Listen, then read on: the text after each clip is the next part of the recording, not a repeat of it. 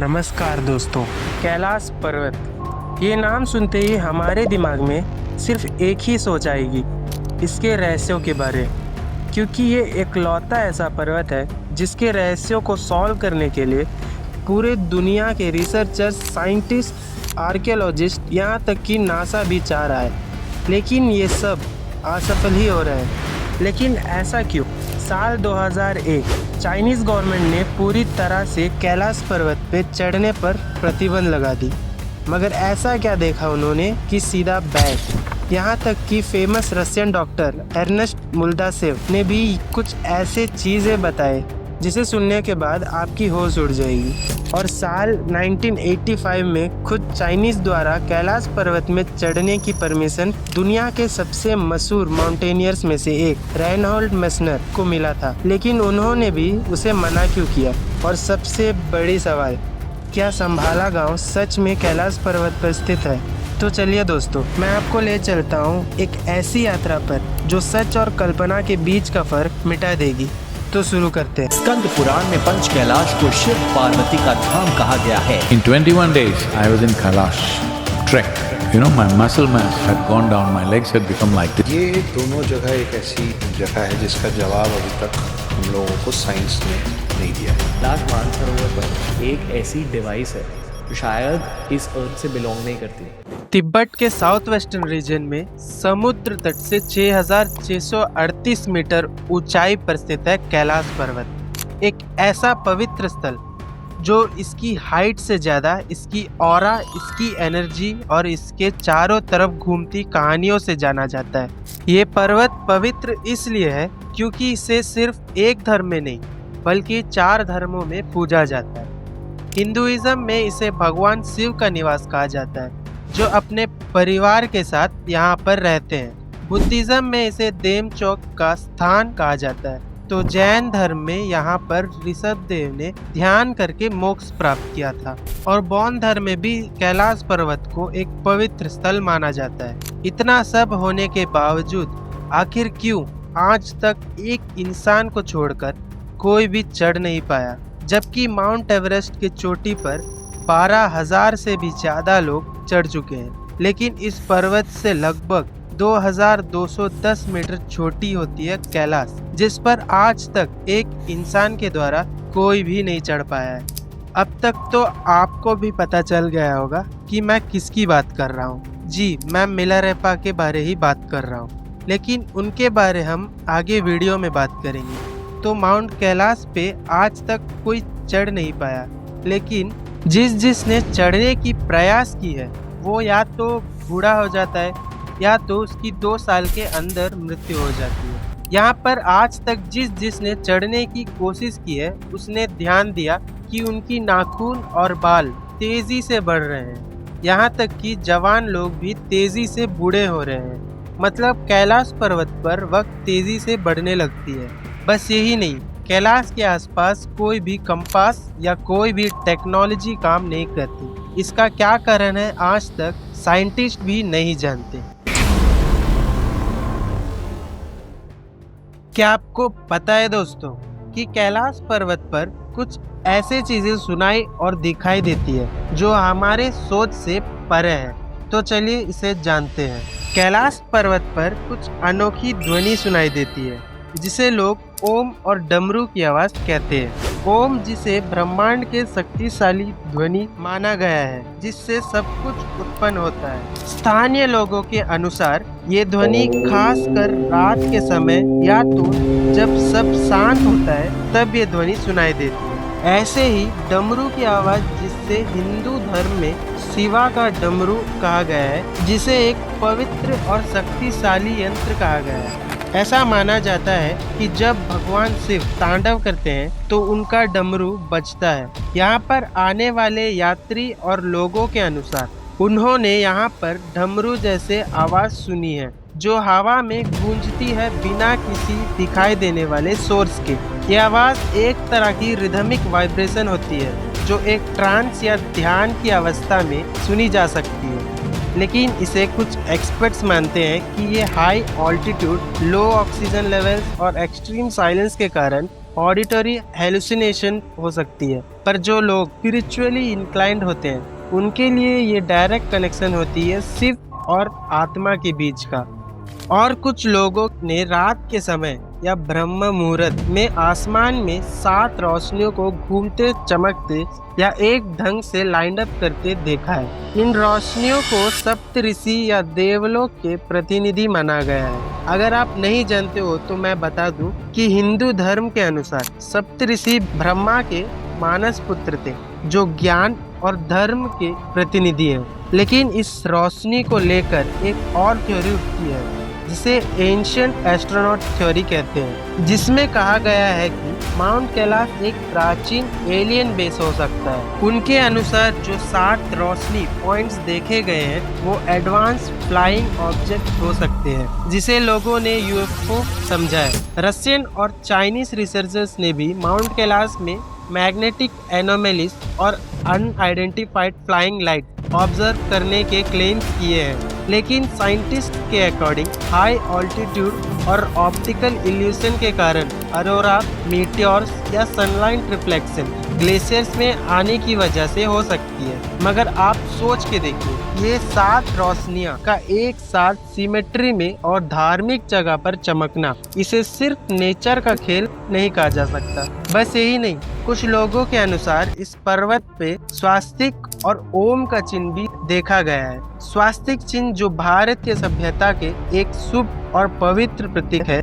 ये सृष्टि का चक्र, समृद्धि और शिव शक्ति के संतुलन को दर्शाता है। कई यात्रियों और सैटेलाइट इमेजेस में ये देखा गया है कि माउंट कैलाश के ग्लेशियर पैटर्न्स या स्नो फॉर्मेशंस में देखा गया है। और ओम चिन्ह, कैलाश के आसपास लोगों ने ओम के चिन्ह देखा है पहाड़ों की ऊपर या ग्लेशियर के क्रैक्स में, जिसे लोग ओम पर्वत नाम से पुकारते हैं। से सैटेलाइट्स द्वारा तस्वीर भी ली गई है जो इंटरनेट में बहुत वायरल हुई है। हिंदू धर्म के अनुसार ओम शब्द ब्रह्मांड की आदि शक्ति है और स्वास्तिक उसका रूप या यंत्र है। अगर प्राकृतिक स्वयं इन चिन्हों को दर्शाती है तो कुछ तो बात होगी इस पर्वत पे। इसके बारे में आपकी क्या राय है, आप मुझे कमेंट में बताइएगा। और आप सबसे एक रिक्वेस्ट है, अगर आपको ये वीडियो पसंद आ रहा है तो वीडियो को एक लाइक करके कमेंट में हर हर महादेव लिख दीजिएगा। और हाँ, अगर आप मेरे चैनल पर पहली बार विजिट कर रहे हो तो चैनल को सब्सक्राइब कर दीजिएगा। धन्यवाद। तो चलिए हम अपने टॉपिक में वापस आते हैं। साल 1962 भारत और चीन के सीमा विवाद के बाद चीन ने भारत की कई जगहों में अपना कब्जा जमा दिया था, जिसमें कैलाश पर्वत भी उनके पास चले गई और पूरा देश सदमे में था। तब देहरादून के सांसद में महावीर त्यागी ने प्रधानमंत्री जवाहरलाल नेहरू से एक ऐसा सवाल पूछा जो आज तक इतिहास के पन्नों में दर्ज है। महावीर त्यागी ने पूछा, आपके देखते ही देखते चीन ने हमारी 72,000 वर्ग मील जमीन कब्जा कर लिया, आप उससे कब वापस दिला रहे हैं? तो इसमें नेहरू जी ने कहा, जो जमीन चली गई वो चली गई, वैसे भी उस जमीन पर घास का एक तिनका भी नहीं उगता था। जवाब कड़वा था, लेकिन उस वक्त भी बहुत लोग कहते थे कि भारत को कैलाश पर्वत का क्षेत्र मुक्त कराने की कोशिश करनी चाहिए। लेकिन ये देश की दुर्भाग्य थी कि सरदार वल्लभ भाई पटेल की 1950 में निधन हो गया और नेहरू पर दबाव डालने वाला कोई नहीं था। इसलिए आज कैलाश भारत की नहीं है।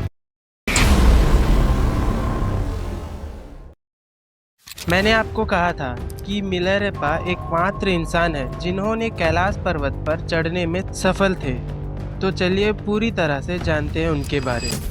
मिलरेपा एक महान तिब्बतन योगी और बुद्धिस्ट थे, या तो कह सकते हैं कि वो तांत्रिक थे जो 11वीं सेंचुरी में तिब्बत में जन्मे थे। एक कथा के अनुसार मिलरेपा ने एक हिंदू योगी के साथ एक आध्यात्मिक प्रतियोगिता की थी कि कौन पहले पर्वत की चोटी तक पहुंचता है। कहा जाता है कि उस योगी ने अपनी तांत्रिक बल से पहाड़ पर चढ़ाई शुरू की, लेकिन मिलरेपा जो खुद एक तांत्रिक थे, उन्होंने सिर्फ अपने मनोबल से कैलाश तक पहुंचकर जीत हासिल की। परंतु मिलरप्पा ने कैलाश की चोटी पर कदम रखने से मना कर दिया, क्योंकि उन्होंने महसूस किया कि ये स्थल पवित्र है और किसी भी मानव का पैर उस पर नहीं पड़ना चाहिए। इस बात से एक चीज़ तो क्लियर होती है, मिलरप्पा को कैलाश की चोटी तक पहुंचने वाला पहला व्यक्ति माना जाता है, लेकिन उन्होंने चोटी पर कभी भी अपना कदम नहीं रखा।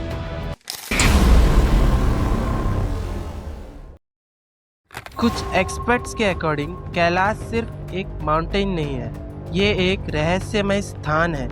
तो उनके अकॉर्डिंग कैलाश पर्वत है क्या? चलिए जानते हैं। रशिया के मशहूर डॉक्टर अर्नेस्ट मुल्दासेव ने 1999 में उनके टीम के साथ कैलाश पर्वत के बारे जानने निकले थे। उनके टीम में जियोलॉजिस्ट, आर्कियोलॉजिस्ट और हिस्टोरियन थे। इस सफ़र में उन्होंने पहले तिब्बती लामाओं से मुलाकात की और कैलाश पर्वत पर कई महीने बिताए ताकि वो कैलाश पर्वत के बारे डिटेल में जान सके। अर्नेस्ट मुल्दासेव ने इस यात्रा के बारे पूरी तरह एक किताब where do we come from में लिखा, जिसमें कैलाश पर्वत के बारे कई चौंकाने वाली राज बताई गई। उनके टीम के अनुसार ये पर्वत एक मैन मेड पिरामिड है जिसका निर्माण एंशिएंट टाइम में हुआ था। मुल्दासेव ने ये दावा किया कि ये पर्वत कई छोटी छोटी पिरामिड से गिरा हुआ है और उन्होंने वहाँ से वापस आने के बाद लिखा कि हमें रात की खामोशी में पहाड़ के अंदर से कुछ अजीबोगरीब आवाज़ सुनाई देती थी। एक रात अपने टीम के साथ मैंने पहाड़ों में पत्थरों के गिरने की आवाज़ सुनी। हमें ऐसा लगा कि पर्वत के अंदर कुछ लोग रहते हैं। उन्होंने ये भी लिखा कि एक बार उन्हें एक साइबेरियन माउंटेनियर ने बताया कि कुछ माउंटेनियर्स कैलाश पर्वत पर पहुंचने में सफल हुए थे, लेकिन जब वो वहां तक पहुंचे वे अचानक बूढ़े दिखाई देने लगे। इस घटना के बाद वो माउंटेनियर्स की उम्र इतनी तेज़ी से बढ़ी कि वो सिर्फ 1 साल के अंदर बुढ़ापे की वजह से मृत्यु हो गई। यहाँ तक कि रशियन माउंटेनियर सर्जे सिस्टिको ने भी इस पर्वत के बारे कुछ बताया।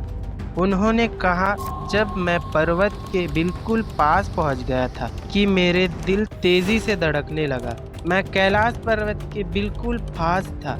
अचानक मुझे बहुत कमज़ोरी महसूस होने लगी और मुझे ये ख्याल होने लगा कि मुझे यहाँ और नहीं रुकना चाहिए। बस यही नहीं, इटली के माउंटेनियर रेनहोल्ड मेस्नर, जिन्होंने आज तक 26,000 फीट ऊंचाई 14 पहाड़ों में चढ़ने में सफल प्राप्त किया था, लेकिन जब उनको कैलाश पर्वत पर चढ़ने को कहा तो उन्होंने मना कर दिया, क्योंकि उनके अनुसार ये पर्वत 4 धर्मों के लिए पवित्र स्थल है।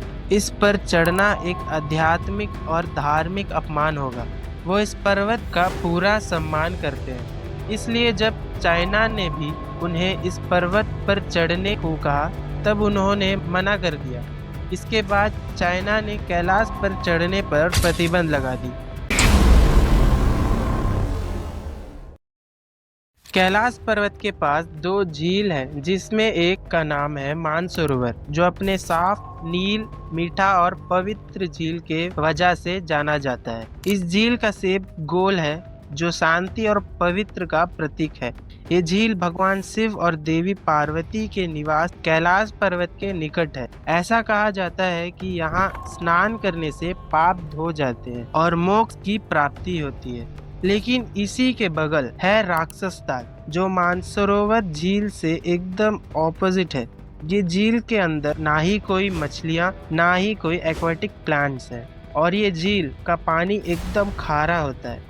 ये दोनों का अगल बगल होना, लेकिन इतना अलग होना क्या कारण हो सकता है? हिंदू ग्रंथों के अनुसार कहा जाता है कि लंका के राजा रावण ने यही तपस्या की थी भगवान शिव को प्रसन्न करने के लिए, जिसके बाद ये झील अशुभ हो गया, इसलिए इसे रावण ताल भी कहा जाता है। इन दोनों झीलों को एक छोटी सी धार जोड़ती है, जिसे गंगा छू कहा जाता है। ये बताता है कि प्रकृति में शुभ और अशुभ दोनों साथ साथ चलते हैं।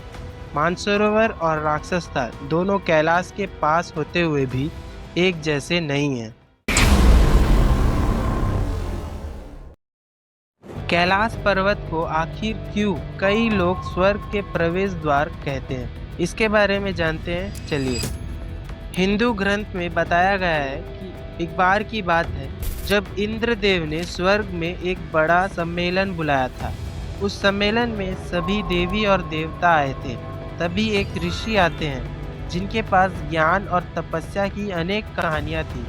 उन्होंने बताया कि स्वर्ग सिर्फ एक ऐसी जगह नहीं है जहाँ सुख और समृद्धि होती है, बल्कि ये एक ऐसा स्थान है जिसका प्रवेश सिर्फ सच्चाई, श्रद्धा और तपस्या के द्वारा की जा सकती है। कैलाश पर्वत को ही वो प्रवेश द्वार माना गया है जहाँ से ये स्वर्ग के रास्ते खुलते हैं। कहानी के मुताबिक अगर कोई इंसान अपनी आत्मा को शुद्ध कर लेता है, अपने मन को शांत कर लेता है, तो वह कैलाश पर्वत तक पहुंचकर भगवान शिव से मिल सकता है, क्योंकि भगवान शिव ही हैं जो उस व्यक्ति को स्वर्ग के द्वार तक ले जाते हैं। सिर्फ यही नहीं, इसके बारे कई कहानियां हैं जिनमें रावण और कैलाश पर्वत की कहानी है और महाभारत में भी इसका उल्लेख किया गया है।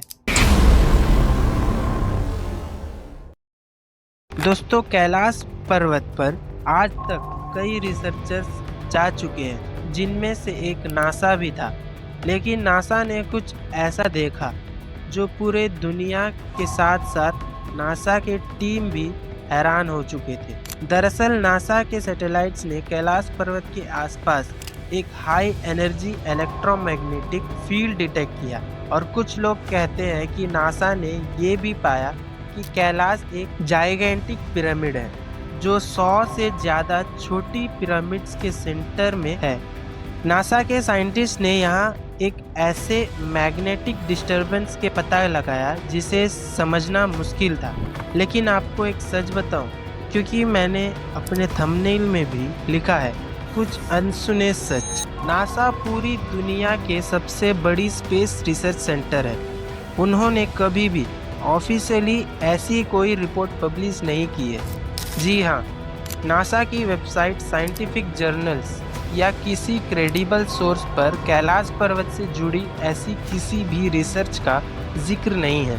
आप चाहे तो नासा के वेबसाइट में जाकर आप जान सकते हो।